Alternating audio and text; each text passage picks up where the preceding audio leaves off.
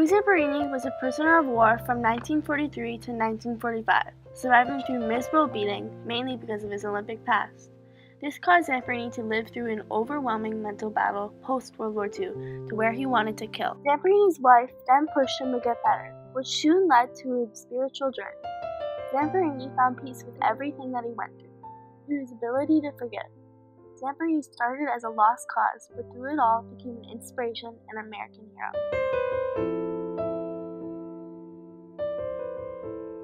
Zamperini went through many childhood struggles. Some were his choice and some were not. He was a troublemaker and grew up familiar with law enforcement, drinking alcohol and smoking at a young age, on the wrong path. His family was afraid he would never change. After his first race, he would swear he was never going to run again, but it was either be a troublemaker or be a runner. Louis made the right choice and would run everywhere. Determination paid off. He beat the national high school mile record. This would bring attention to colleges. He later got a full-ride scholarship to the University of Southern California. He accepted but later dropped out due to training for the 1936 Olympics. Though Zamperini was certainly prepared to win the 1940 Olympics, Nazi Germany had other plans. The Nazis attacked Poland on September 1, 1939, which is when World War II began and the 1940 Olympics would be rescheduled. But it wasn't until December 7, 1941, when the Japanese bombed Pearl Harbor, that any hope of Zamperini going to another Olympics would be destroyed. He joined the Army Air Corps and would be assigned to serve his country as a B-24 bombardier. According to Laura Hillenbrand, in the Army Air Force, there were 52,651 stateside aircraft accidents over the course of the war, killing 14,903 personnel. In the 3 months in which Zamperini and his colleagues trained as a crew, 3,041 AAF planes, more than 33 per day, met with accidents stateside, killing 9 men per day. For many young men, an actual World War II bomb run was considered a death sentence. Before resting after a large bomb run at Kahuku, Hawaii, the crew's captain volunteered for a search and rescue mission to Palmyra. The Hornet was flying at 800 feet when the left outboard engine died. Everyone on the left side of the plane died. Louis and 2 other men survived on a raft for 47 days, Russell Allen Phillips and Francis McNamara. They suffered from enemy B-24s and shock attacks, injuring McNamara, who later died of an injury. When people come to the end of their road, they turn to God. Louis had never prayed to God before, but on the raft, he recited words from movies because it was a new area for him. "If you save me, I will serve you forever," Louis said in a veteran interview. Zamperini and Phillips were both captured and put into cells at Kwajalein, also known as Execution Island. Zamperini stated in Devil at My Heels, "When I took off my blindfold, my brain and my eyes fluttered with the unreality of it all. After nearly 2 months floating under cast-open skies and infinite seas, I found myself locked in a cubicle the size of a dog kennel. The instant claustrophobia made me want to scream, but I was too weak. Instead, I lied down and looked at my body. Just 6 weeks before, I'd been a vigorous athlete who could run a mile in just over 4 minutes. Now I was a fleshless skeletal. All my life, I had kept my emotions tightly in check when it came to my own troubles, but I could no longer help myself. I broke down and cried." Zamperini and Phillips boarded a ship to Ofuna, an undocumented prisoner of war camp at Kamakura near Yokohama, Japan. Ofuna was a secret high-intensity interrogation camp run by Japanese Navy, hidden from the populace and all relief agencies. There would be no Red Cross supervision, no improved treatment, no humanity, and I wouldn't be registered as an official prisoner of war. Men left the camp to be either executed or relocated.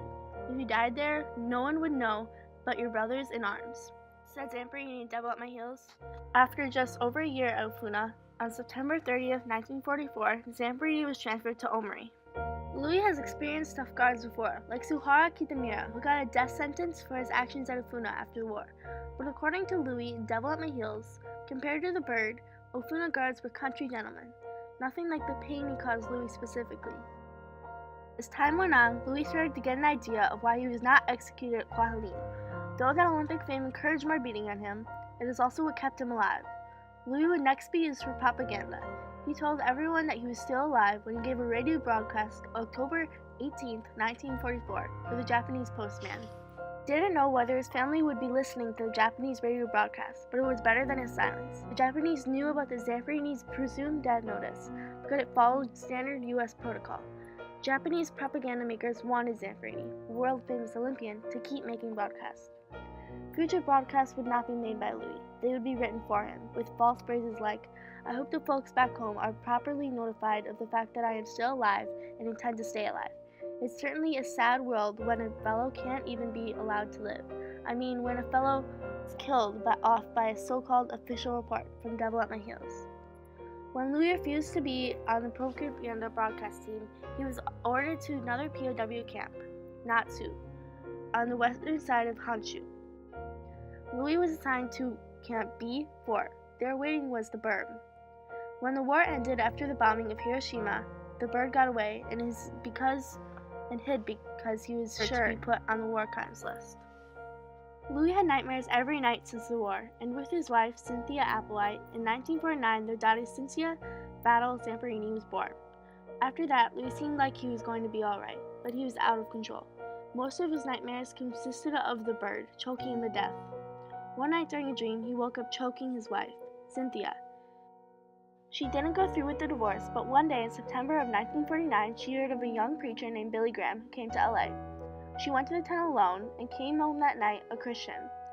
As his nightmares worsened, he agreed to go with her on one condition, that when Dr. Graham said, every head bowed and every eye closed, they were leaving. When certain words caught his attention. "What kind of life are you living? Are you satisfied with your life?" He was about to leave, but couldn't resist. He had to turn and Christian, and for the first night in a very long time, he had no nightmare. In October of 1950, he returned to Japan, even though he was convinced he would never do so. The city was still recovering from a firebombing in 1945 when the war ended. After returning to Ofuna and Omri, Louis contacted General MacArthur for permission to visit Sugamo prison, where many of his guards were serving sentences. In Sugamo, there were all 850 Japanese war criminals. He met with the Weasel, Sasaki, and even the Quack, a guard similar to the Bird. One thing stood out while at Sugamo prison. There was no sign of the Bird. In 1952, President Truman authorized a general amnesty, and all imprisoned war criminals were released, after Watanabe resurfaced from a cabin near Nagano, where he had been hiding. Because Zamperini was unable to see the Bird, he wrote a letter. "This is to Matsushiro Watanabe. As a result of my prisoner of war experience under your unwarranted and unreasonable punishment, my post-war life became a nightmare. It was not so much due to the pain and suffering as it was to the tension of stress and humiliation that caused me to hate with a vengeance. Under your discipline, my rights not only as a prisoner but also as a human being were stripped from me. It was a struggle to maintain enough dignity and hope to live under the war's end.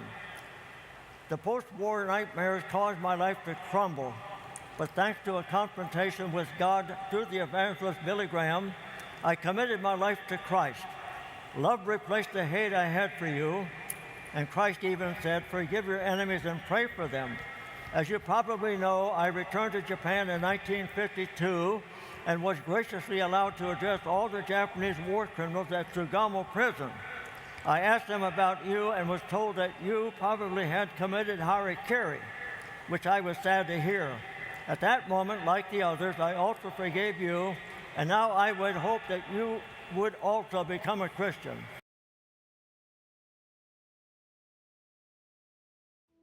Louis Zamperini had many conflicts in his life, but what made him the legend he is today wasn't just the accomplishments or the persistence, it was how he reacted and strived for a better life, and how he knew he was going downhill. "Forgiveness is the fragrance that the violet sheds on the heel that has crushed it," said Louis in an interview with John Maroney. Forgiveness is what saved Zamperini's life, not his conflict. "If you save me, I will serve you forever."